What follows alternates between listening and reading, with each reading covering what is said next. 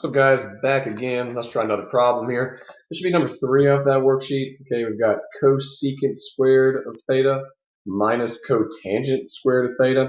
Now, like I said, always be making sure you are checking through your Pythagorean identities, the other ones we have on there. But let's go try to simplify this thing. Once again, cosecant, cotangent, they're not alike. And so to simplify these things, like I said, if you've got anything else to do, I'm going to start by putting them in terms of sine and cosine, because then they will be alike, and maybe we can simplify from there. So, of course, on this side, we've got cosecant squared.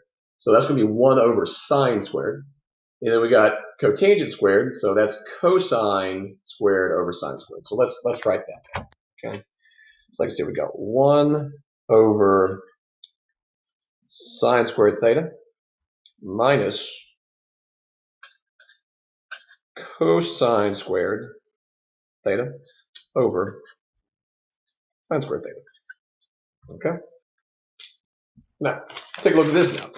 So two things that looked very, very different now actually look very, very similar because, well, we got two fractions here, and they actually have the same denominators. So we don't even have to get common denominators. We are just going to go ahead and subtract these things and put them over the same. All right?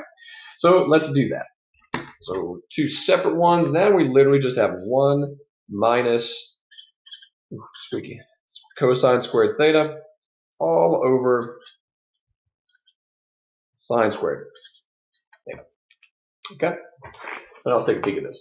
So we've got to combine. Now here is where we got to know a little something.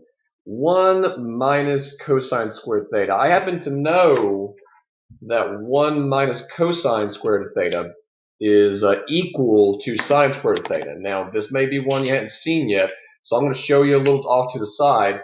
So of course we should know our original Pythagorean identity, which is sine squared of theta plus cosine squared of theta equals 1. Okay, so we definitely should have seen this one already. So if I were actually to solve this thing for sine squared, okay, I want to solve for sine squared, so I'm going to minus cosine squared on both sides, right? Okay, this is the extension of that identity. So when I subtract cosine squared theta on both sides, okay, like so, you see it canceling out there on that one side, I end up getting this. That sine squared theta is equal to 1 minus cosine squared theta. So, a little proof there. I have shown you that that is a true statement, just using the same Pythagorean identity and just solving for sine squared. Okay, and so this is a true statement. Sine squared theta is equal to 1 minus cosine squared theta. So now backing up to the previous problem, there's that same 1 minus cosine squared. So we just showed that. So if 1 minus cosine squared equals sine squared, well, I'm going to change it. So now I have sine squared theta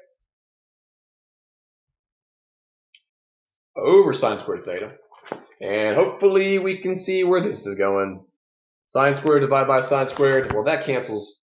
And the whole thing from the very beginning is actually still just equal to 1. Okay? So it looked pretty complicated at the very beginning, but, you know, took a few steps, we wrote things out, we simplified, and the whole thing was literally equal to 1 from the very beginning. Okay, sometimes they'll simplify really, really far down like that. And you can see this is one of the reasons why, if I'm stuck and I'm not sure what to do, I go ahead and put them in terms of sine and cosine, because sometimes once you've done that, a lot of times you'll make them like terms, and maybe then you can add or subtract them together. Or if you're multiplying them, maybe stuff cancels out, and a lot of times that will really help us to simplify stuff. Once again, not every time, but you know, you got to start somewhere. You know, can't just sit around and stare at it. Okay, so there's that one, guys. Okay, good luck. We'll see you on the next problem.